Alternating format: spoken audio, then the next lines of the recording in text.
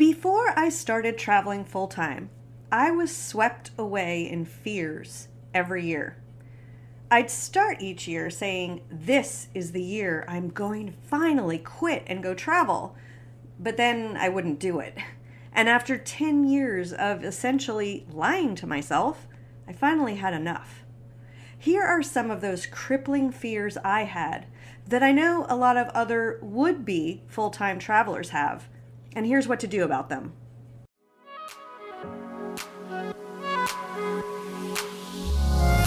Welcome to the How to Travel Full-Time podcast. I'm your host, Heather Markel. If you're dreaming of full-time travel or moving abroad, but stuck at the emotional, financial, and logistical challenges, this podcast is for you. I'll help you trade overwhelm for information that gets you from down and stuck to up and going. You can dream about the travel lifestyle, or you can live the travel lifestyle. If you're ready to live it, then let's jump in together.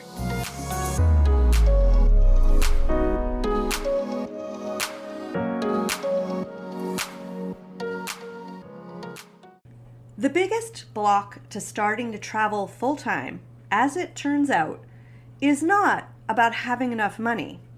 It's actually all the fears about changing your life. I know this personally, and as I've worked with clients who wanted to learn how to afford the travel, but ended up getting stuck at an emotional block. So in this week's episode, I want to cover some of the biggest fears I had and that I experience in others who want to start the travel lifestyle. These are all of those what if and how questions. We tend to focus on what we know, so of course, when we don't know the answer to something, we create fear to keep us from going there and possibly getting hurt. Here are some of those big emotional fears and what to do about them. Money. This one is it's the biggest fear people have, right? And it's really more relevant for someone that might not be traveling with a reliable income. And it's pretty relevant for digital nomads, retiree travelers, and career breakers. The fear centers around questions like, what if I ruin my retirement? What if I run out of money? How can I possibly afford full-time travel when a vacation is so expensive? As a certified coach, I love taking clients through all those voices in their head. So for fun, you may want to follow suit and imagine the fears that I'm going to go through in this episode, if you have any of them. Imagine those fears as one of many voices in your head and give that voice a name and maybe even a fun accent so you can dialogue with that voice later. Now that I've been traveling full-time since 2018, I can comfortably tell you two important facts. The belief that you can't afford to travel full-time is based on trying to compare this lifestyle to a vacation. This is definitely not a vacation. Ask anyone traveling full-time and they'll tell you it takes a lot of work to transition to the lifestyle. And there's lots of work that goes into sustaining it as well. Look, we're not staying in luxury resorts, eating at top restaurants, doing luxury shopping. This is a very different lifestyle than you'd imagine from just vacation. The second important fact I learned is traveling full-time is radically less expensive than a fixed life in one place. You'll spend money very differently than you do now, and you'll budget very differently as well. It's amazing to understand that you can control every last expense you have, even if it requires more focus to do it. It's also a mind bender to come out of the consumerist system we're in and realize how many things you've been buying that you just don't need. And when you get to see how much less money you need when you stop buying all those things. Concerns like ruining your retirement and running out of money are completely down to you.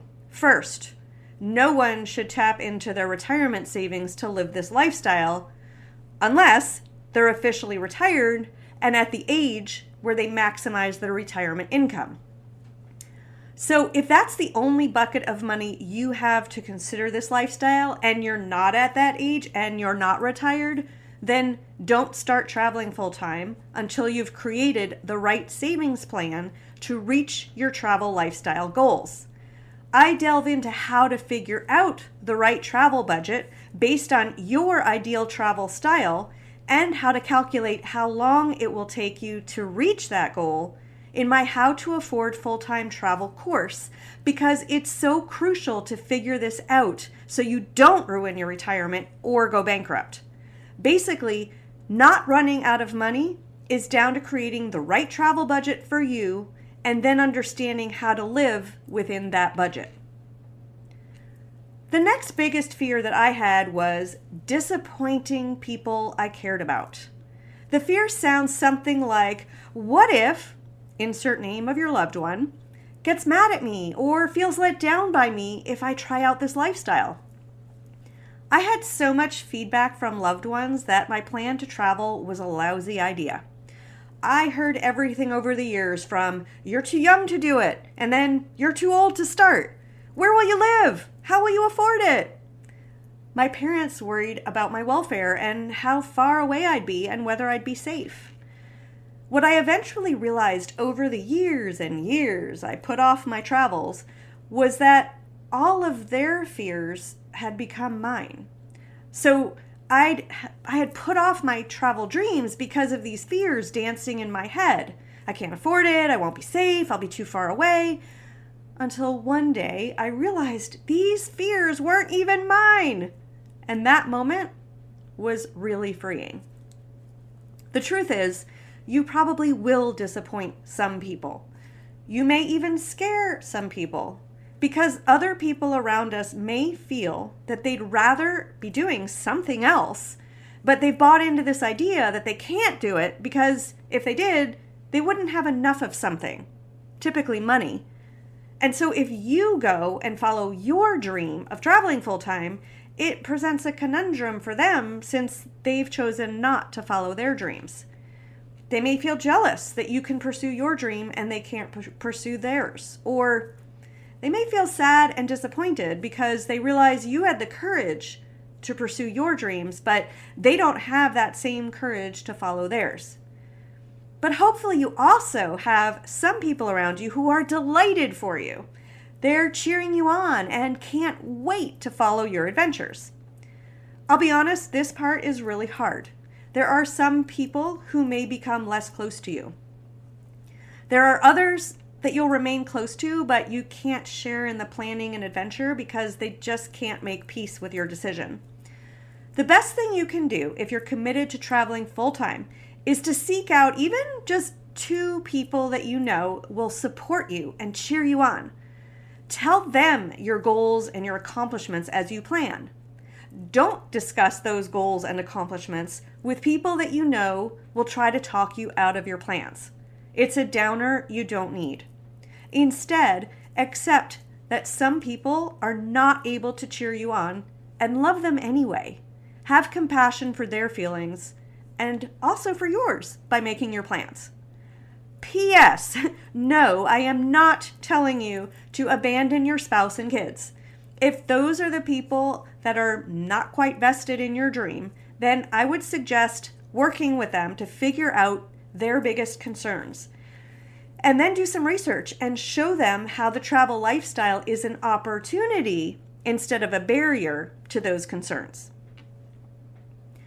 The next big fear that I had that may come up for you too is, how will I get health insurance? I know it's such a basic thing, but it's so important. In my corporate job, my insurance was paid for. But if I left my corporate job, I could not figure out how I'd get this coverage. Now I'm amazed that I used to see everything so black and white. I thought I had only 2 choices. 1, be insured, or 2, not be insured. I had COBRA for a while after I quit my job, and then I found an expat insurance plan that worked for me. Now I have a YouTube video where I go into a lot more detail on how to figure out the insurance piece.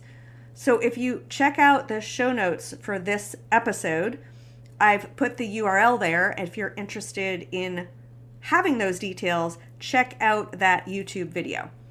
Suffice to say, there are many options to get insurance. And yes, you can get health insurance without having a corporate job if you decide to travel without that job.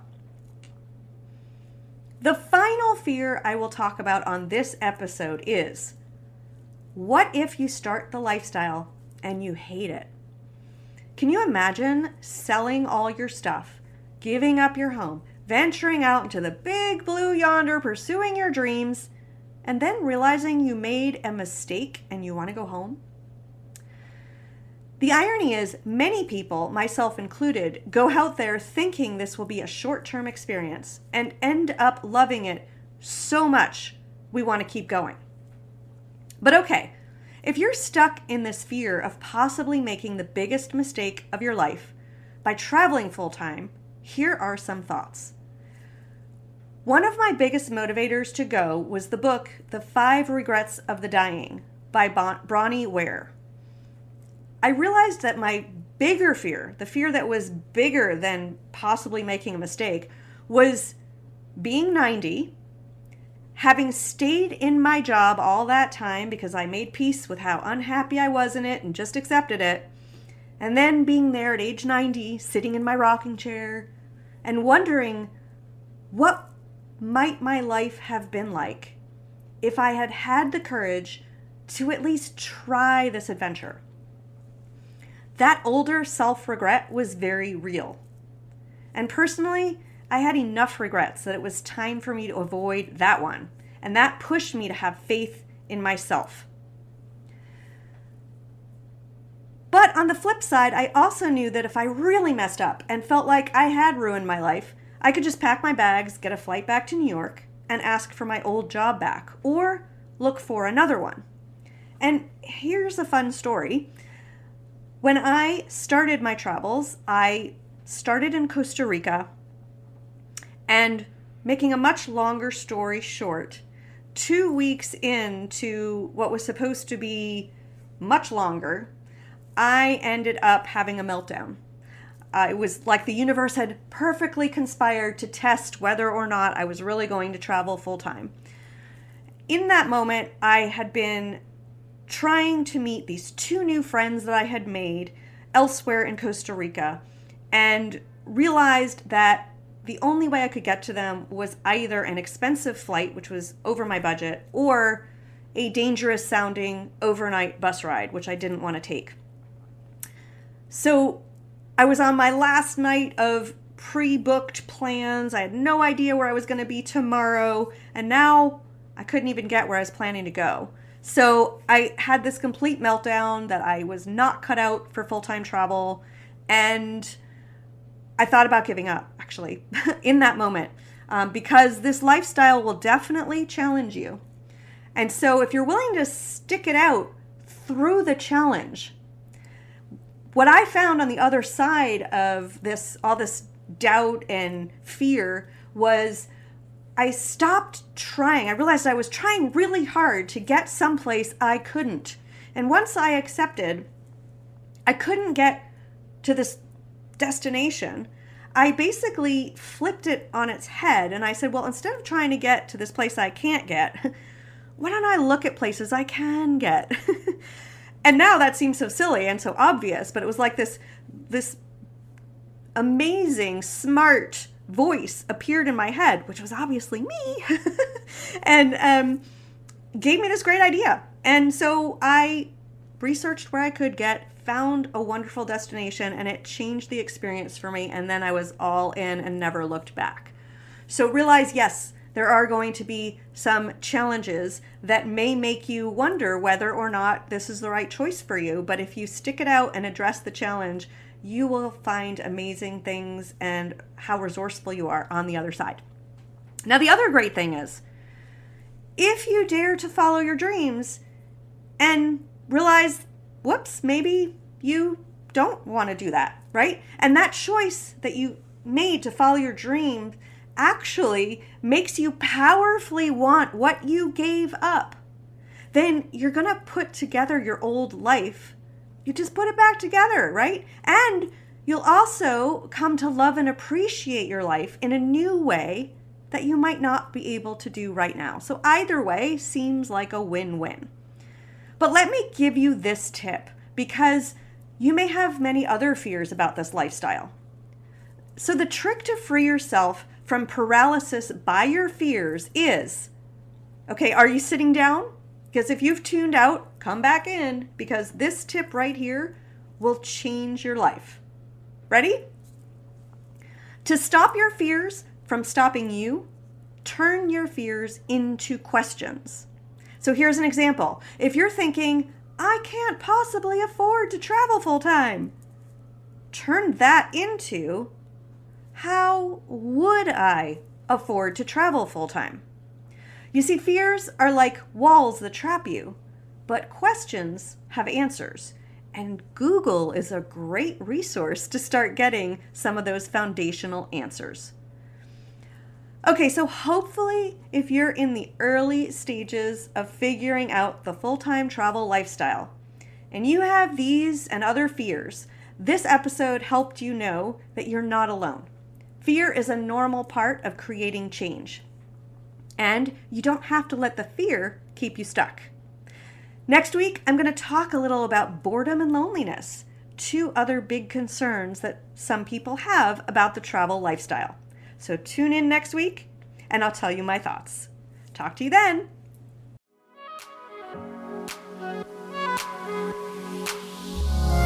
Thanks so much for listening to the How to Travel Full-Time podcast. If you loved it, please leave a review and let us know. Make sure to subscribe to get the latest episodes.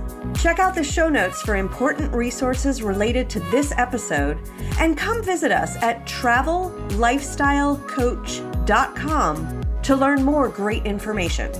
If you're ready to get started with the lifestyle, go to moneyfortravelbootcamp.com, where you can learn all the strategies to afford this amazing lifestyle. Talk to you next week.